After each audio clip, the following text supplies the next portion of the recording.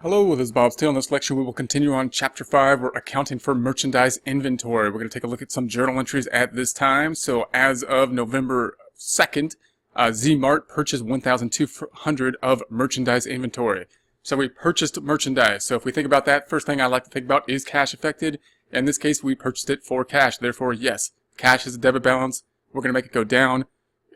Therefore, we do the opposite thing to it, which in this case is going to be a credit to cash. So I would think about that first, even though it's on the bottom, even though it's on the credit side, because cash is often the easiest thing for us to think about.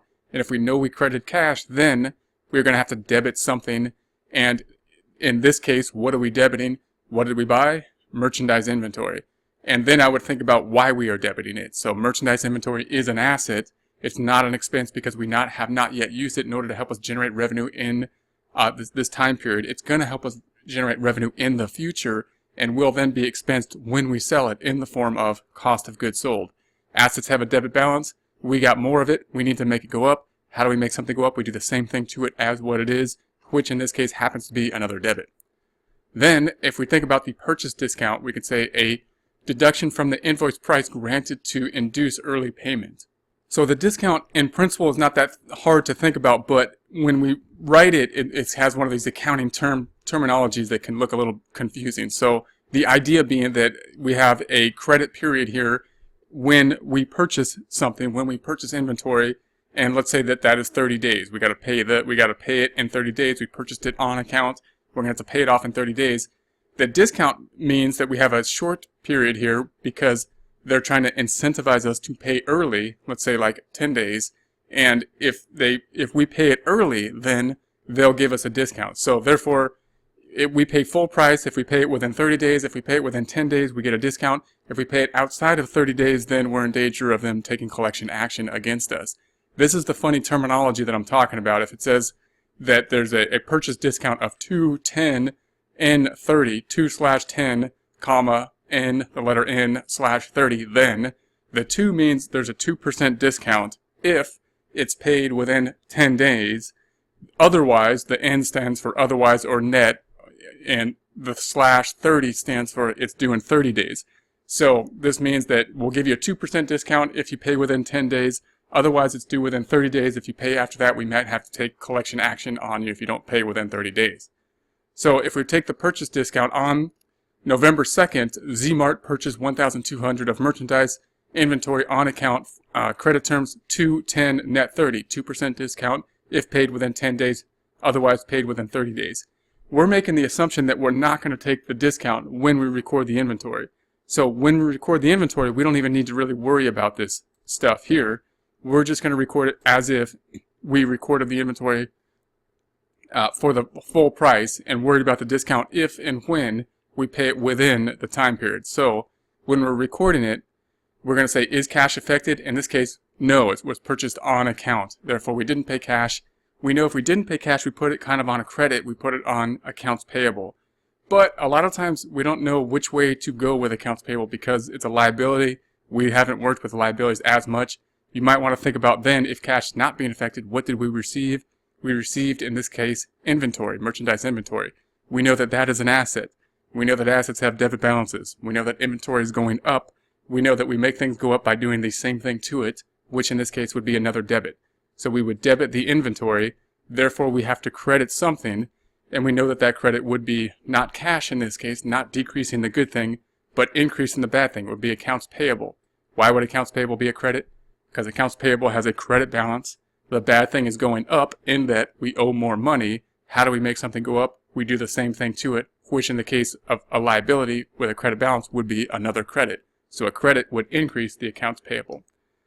Then on November 12th, Z-Mart paid the amount due on the purchase of inventory. So now the typical thing that happens, we bought inventory on account. Now we are paying off the account, just like if we paid off our credit card account. And in this case, we can think of, is cash affected? Yes, cash is affected. That's what we paid it with. And again, we probably paid it with a check, but the check is equivalent to a cash for our purposes. So cash is affected. Cash has a debit balance. We're going to make it go down by doing the opposite thing to it, which in this case is going to be a credit. So we know we're going to credit cash. Why are we paying cash? We didn't buy something today. We bought something in the past. Therefore, we're paying off what we owe. the account that represents what we owe is accounts payable.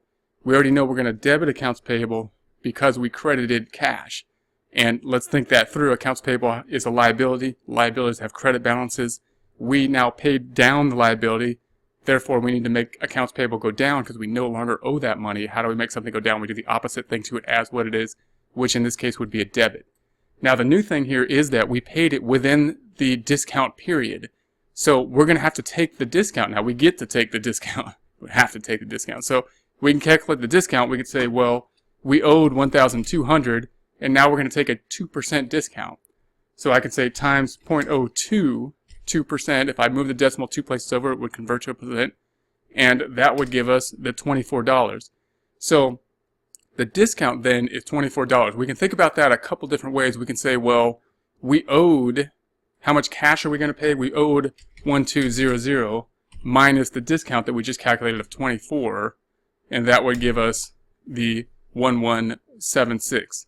We can also calculate how much cash we paid a different way, which is handy sometimes, 1200.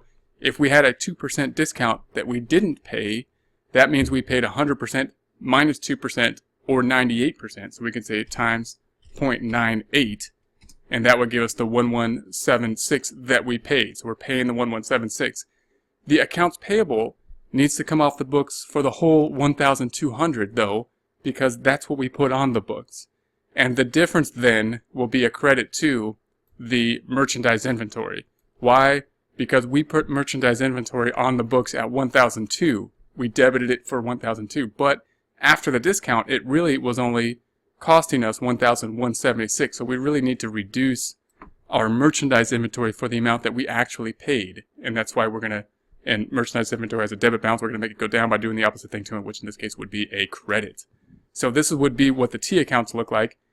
We purchased the merchandise for the 1,002, and we put it into accounts payable for the 1,002, and then we paid off, and we're going to take the accounts payable down to 0 because we no longer owe anything.